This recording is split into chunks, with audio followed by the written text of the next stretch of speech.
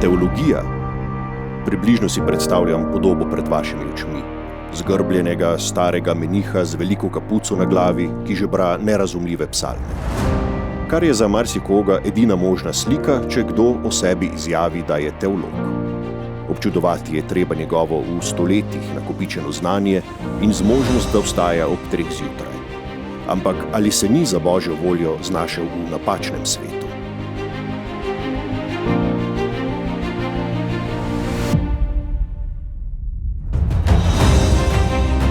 In potem ti neki kljukci rušijo to lepo, idilično, a neuporabno predstavo.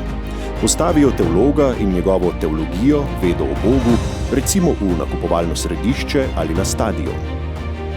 Danes nihče več ne pomisli, da je že eden prvih teologov, apostol Pavel, ubral enako strategijo. Zame je teologija res tista veda, ki mislim, da bolj kot vse ostale vede združuje na eni strani stroko, na drugi strani pa tudi osebnostno rast in prepričan sem, da brez te osebne duhovne rasti teologiji nekaj manjka. Teologija mi pomeni moj poklic, ki sem mu zapisan že dobrih 15 let.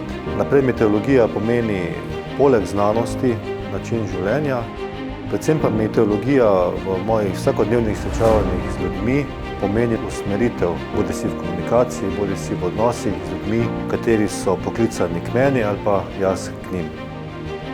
Naj se torej naš skupni ogled stadiona ali nakupovalnega centra prične.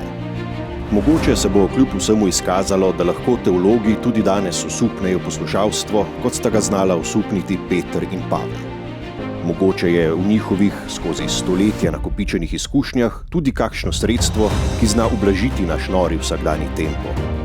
Morda se še prav tako dobro kot njihovi zgodnji vzorniki znajdejo v vlogi menedžerjev superzvezde Jezusa iz Nazareta, katerega zvezdništvo ni zgolj od danes do jutri, temveč traja skoraj 2000 let. In kar je še bolj nenavadno, nemara se lahko to zgodi prav z orodji, ki so jih kdaj že razvili zakrinkani menihi. Z delom teologa tudi vršiš neko poslanstvo cerkve. To se mi zdi prednost pred ostalimi poklici, se pravi, da lahko poleg službe, ki jo opravljaš, tudi opravljaš neko večje poslanstvo v smislu nekega oznanjevanja, pastoralnega delovanja in tako naprej.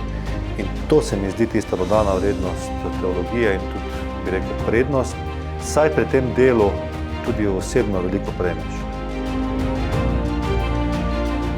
Nobene potrebe pa ni, da bi se vsi teologinje in teologi po vsej sili tlačili v meniške drese.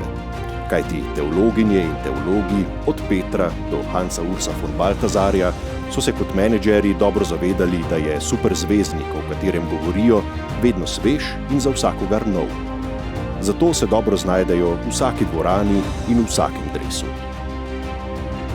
Ste pripravljeni sprejeti izziv in na ramenih velikanov poiskati primeren dres zase in za svojo okolico?